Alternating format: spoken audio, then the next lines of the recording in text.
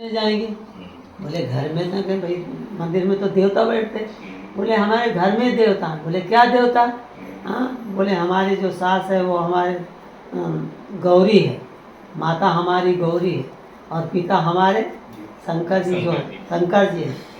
माता पिता को बोलते हैं कि गौरी और शंकर बनेंगे।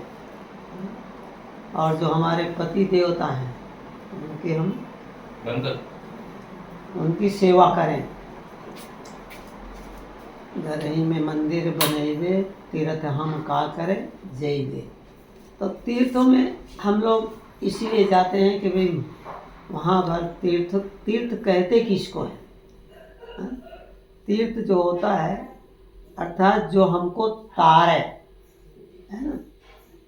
तो त्रितरने धातु से तीर्थ बनता है ना?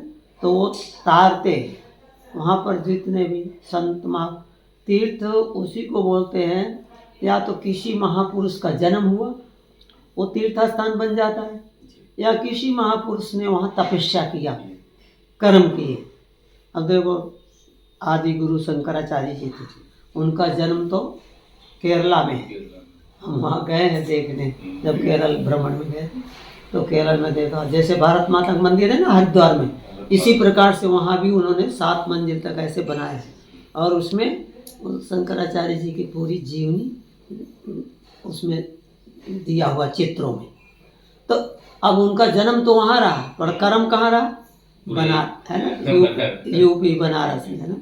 तो बनारस का उन्होंने काशी को अपना कर्म क्षेत्र बनाया, और वहाँ से रह करके उन्होंने कितना बड़ा काम किया शंकराचार्य जी। हम कहते हैं कि हमारे यहाँ शास्त्रों में वेदों में कहा गया जीवे श्रद्धा शतम, 100 वर्ष की आयु पूर्ण मारी जाते है ना।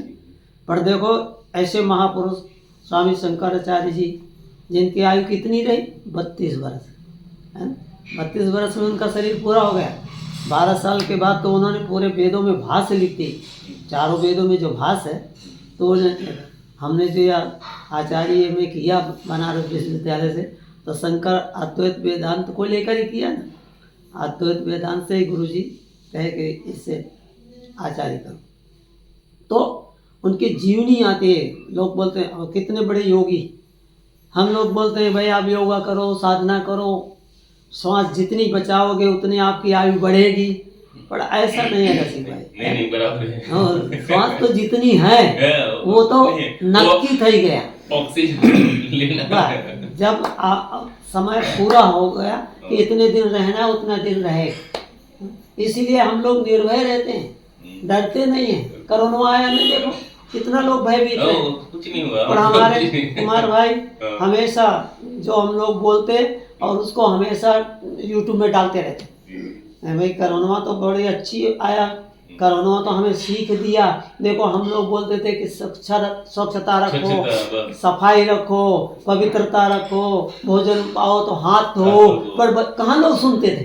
पर जब कोरोना आया तो सब चालू थे, सब कितना सफाई, कितना स्वच्छता, कितना दूरी। हाँ भले भाई परमाणु जो है ऐसे होते हैं। एक बहन तो ऐसा था, पति को दाल डालने के लिए अब नजदीक से कैसे डालें, 1 मीटर का हो लिया और उसमें चमचा बांधा, और चमचा बांध के ऐसे क्योंकि उनको पति को कोरोना तो बोलो हम कहते हैं मोह ममता हटाओ। हाँ, पर मोह ममता कहाँ जाती थी बताओ? जाती थी? मोह ममता नहीं छूटती थी। परंतु जब कोरोना आया तो कैसे मोह ममता हो गए कि पत्नी पति से नहीं मिल सकती, पति पत्नी से नहीं मिल सकता, लड़का पिता से नहीं मिल सकता, बहू जो है पति से नहीं मिल सकती। कितना हो गया, कितना मोह ममता छूटा बताओ। और हम लोग उपदेश देते रहे, कहाँ लोग बांधते थे। मोह ममता नी माया नी बेड़ियो, टूटता नहीं लागे बाहर, संतो न संगम। इसीलिए संत महापुरुषों की संगत के लिए कहा जाता है। इतना बड़ा विशाल कार्यक्रम आप देखो, ये आपने परपाटी डाला। हाँ, इतना बड़ा विशाल नहीं, पहले तो अंदर ही होता था सत्संग, है ना। जब आप आसन साहब जी का कार्यक्रम हुआ तो बड़ा विशाल हो गया। में सुस्काल गांव है ना, सुस्काल गांव में भी लोग बहुत व्यसनी हो गए हैं। रीति की लीच भी सब चलती है तो सब ठीक दे रहे हैं। तो गुरुजी को वहाँ खड़ियाए थे ना। हाँ, तो शाम की आप तो नहीं थे, लेकिन गुरु जी को बोला कि सुस्काल में गुरु जी एक प्रोग्राम रखना है। हाँ। तो पहले बोले के बाद सुस्काल में क्या है, वो कल सरपंच आया था। हाँ। सरपंच को बोला जी मैं तो 2 दिन का खाने का इंतजाम कर रहे जी जी प्रोग्राम के लिए, तो गुरु जी आने वाला है तो हम करेंगे जी, इसलिए थोड़ा हो बना जाए। लिया हूँ। जी। तो आएगा तो गुरु जी इधर रहेंगे, हम थोड़ा जी। एक्सपेंड कर देंगे तो सही बात। प्रोग्राम हो जाएगा और कितने लोगों की जिंदगी भी सुधर जाएगी। जी जी जी बिल्कुल। देखो मुल्क में कि 10-15 आदमी बीड़ी जुआ दारू सब छोड़ता है तो अपना प्रोग्राम तो सक्सेस हो गया। चलो। सफल हो गया जी।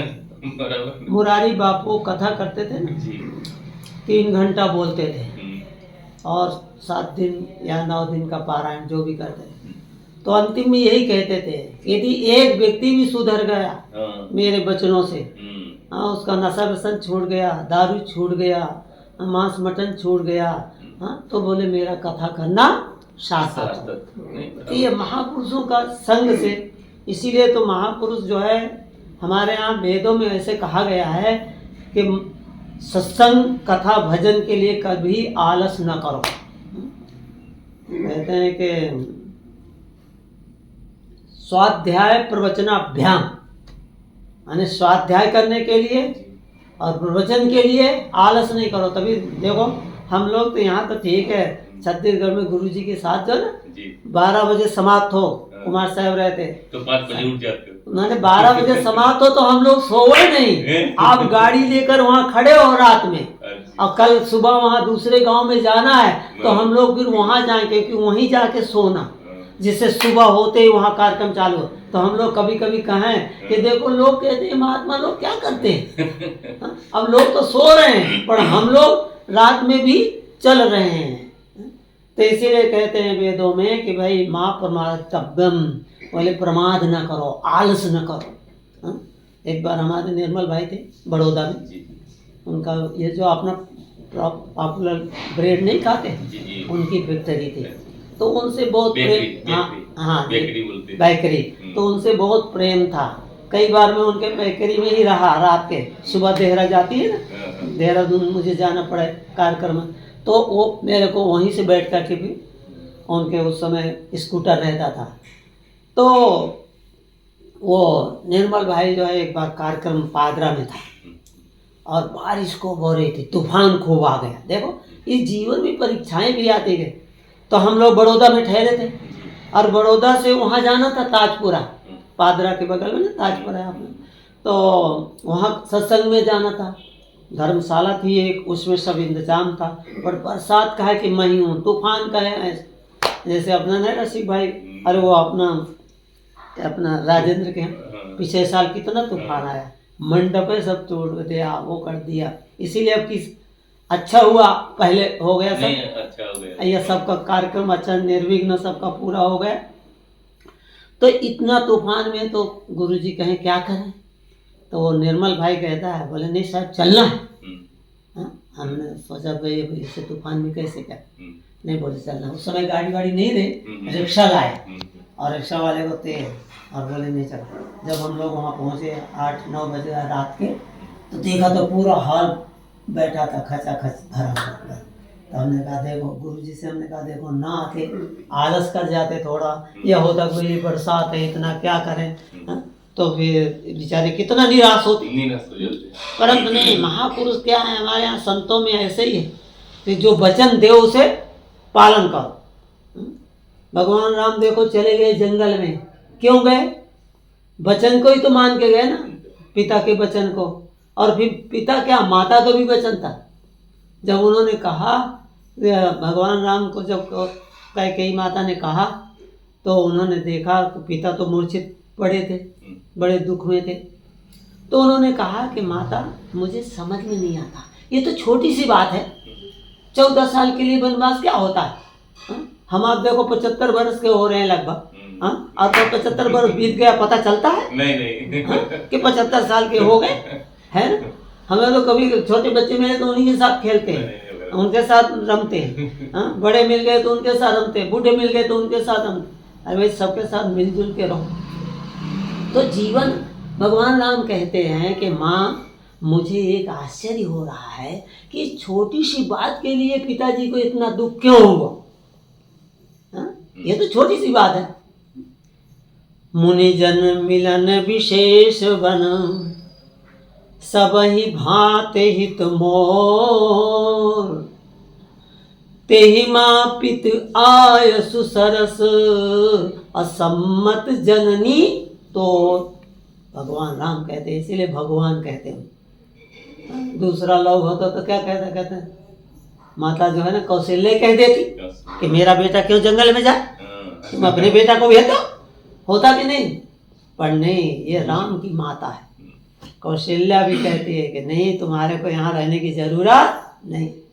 पहले तो कौशल्या माता ने कहा कि यदि पिता ने आदेश दिया है तो मैं बड़ी माता हूँ, मैं उनके आदेश को कैंसिल कर देती हूँ, आपको वन में नहीं जाना। परंतु यदि माता पिता दोनों ने कहा हो, यदि माँ ने, क्योंकि भगवान राम ने कहा नहीं, माँ का भी सलाह है, कैकेयी माता ने का भी आदेश है, तो बोले उन्होंने कोई बात नहीं। जब माता पिता दोनों ने कहा है तो बोले जहाँ आप रहोगे वही अयोध्या है। ये अयोध्या में रहने से आपको कुछ नहीं, सत कानन सब, बोले सैकड़ों अयोध्याओं के समान तुम्हारे के लिए जंगल है। जो पितु मात कहो बन जाना, तो कानन सत अवध समाना। बताओ कौन बोल रही है? माता कौशल्या बोल रही है। वो नहीं कहा कि नहीं जाना बेटा। आप देखो ना, बेटा साधु होने को जाए तो भी माता रोती है, नहीं चिल्लाती। परंतु उन्होंने कहा 14 बरस, तो कानन सत अवध समान, बोले सैकड़ों अयोध्याओं के समान आपको। और इधर भगवान राम बोल रहे हैं, कहते हैं कि मुनि जन मिलन विशेष बन, सभी भांति हित मोह। माँ, एक तो संत महात्मा मिलेंगे, जंगल में जाएंगे, इसीलिए हम बोलते हैं ना रसिक भाई बार बार कि पधारो कुंभ में। यहाँ तो हम मुख्य रूप से कोई आते हैं, पर वहाँ तो देखो मुनिजन हजारों की संतों का संगम। देखो कहाँ से लोग आए, करोड़ों रुपया खर्चा करें तो भी नहीं हो इतने संत महापुरुषों के दर्शन। हाँ, थोड़ा कष्ट होता है। पेपर में आया था 30-40 करोड़। हाँ बताओ, 40-60 करोड़। हाँ 40 करोड़ जनता पधारे, और उसमें भी देखो कैसी व्यवस्था देखो। हाँ, अभी से योगी जी डटे हैं सब वहाँ, सारा देख करके। तो इसीलिए कहते हैं भगवान राम के मुनि जन मिलन विशेष बन, सभी भांति हित मोर। हे माँ, मेरा तो इसमें कल्याण है, और मेरा भाई भरत राजगद्दी में बैठे, इससे ज्यादा बड़ा क्या हो? ये है भाई का प्रेम। इसीलिए हमारे यहाँ कहते, लोग कहते रामायण में क्या है? अरे तुमको रामायण में खाली लड़ाई दिखाई देती, प्रेम नहीं दिखाई देता। सब पॉजिटिव देखो तो सारी पॉजिटिव भी देखना चाहिए। आपको हमेशा पॉजिटिव चिंतन करना चाहिए। हम यही बोलते हैं किसी को भी, हम कि भाई पॉजिटिव देखो। गुरुजी हमारे, आपने देखो आश्रम इतना बड़ा विषय, परंतु जो भी गुरुजी कहें हम कभी ना नहीं बोलते, हाँ हो जाएगा बस, जहाँ ऐसा बोले सब तैयार। तो इस तरह से कहते हैं हमेशा प्रेम से रहो। जहाँ प्रेम होता है वहीं पर सारी संपत्ति अपने आप आती है। भगवान राम जो है देखो, इसीलिए कहते हैं कि मुनि जन मिलन विशेष बन, सभी भांति हित मोर, और तेई माँ पितु आयुष सरस। फिर मेरे पिता की भी आज्ञा है, असम्मत जननी तोर। फिर मेरी माँ की भी आदेश है। वो नहीं मानते थे कि मेरी सवत की माँ है। इतना प्रेम था, इसीलिए वो लोग नहीं समझते। वो लोग कहते कुछ होते थे। कभी समय मिलेगा ना तो हम रामायण पर आपको सुनाएंगे बहुत। नहीं और टाइम निकालेंगे कभी, आते तो है। अभी लाला कभी बोला तो मैंने कहा आएंगे। अभी हम रसिक भाई के यहाँ जलपान नाश्ता करके आपसे मिलके ही जाएंगे, चिंता न करें। उनका भी प्रेम भाव होता है, इसीलिए थोड़ा सा मैंने विचार लिया। अभी अपनी वाणी को यही विराम देते हैं। आप सबका प्रेम भाव श्रद्धा देख करके हमारे को तो हमेशा रसिक भाई जब भी मिलते हैं आत्मसमर्पण, आपस में इतना भाव में। उस दिन हमको कहीं जाना था, इसीलिए हम चले गए थे ना। जब आप साहेब आए थे ना, जब नहीं साहिब सुबह में बहुत बारिश आ गई थी। हाँ। साहिब आए तो बारिश भी रुक गई थी। मैं आप आए हाँ जी, मैं सुबह इसीलिए वहाँ से बड़ौदा आए, कोई प्रोग्राम था क्या था, इसीलिए गया था। और फिर मैं सुबह लौटा, परंतु ठीक बढ़िया है, कोई बात नहीं। अच्छा है सर, ठीक है।